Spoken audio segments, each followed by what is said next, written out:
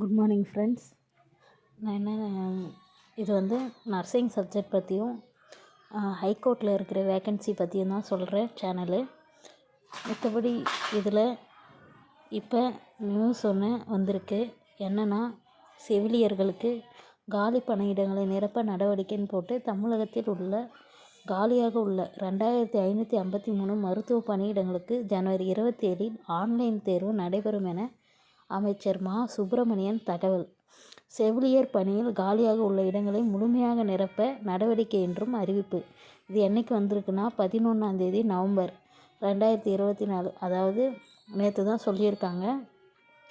இது பழைய நியூஸோ இதெல்லாம் எதுவும் கிடையாது, ஃபேக்கெல்லாம் கிடையாது.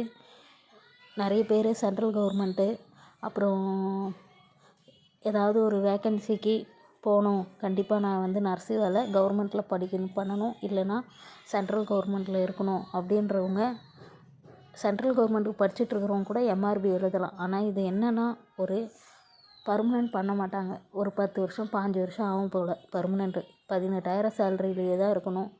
அப்புறமா வந்து பர்மனெண்ட் பண்ணுறாங்க. எடுத்த உடனே மார்க் எடுத்த உடனே எம்ஆர்பியில் அதிகமாக மார்க் எடுத்த உடனே பர்மனெண்ட் பண்ணுறதெல்லாம் கிடையாது. இதுதான் ஸ்டேட் கவர்மெண்ட்டில் ஒரு இது சொல்கிற மாதிரி. ஆனாலும் 18,000 சேலரி போதும், நம்ம ஊர்லேயே வேலை செஞ்சால் போதும் அப்படின்றவங்க, எம்ஆர்பி எழுதணும்னு நினைக்கிறவங்க,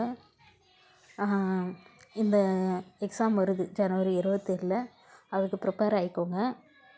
all the best. Sai Noorlal நல்லதே நடக்கும்.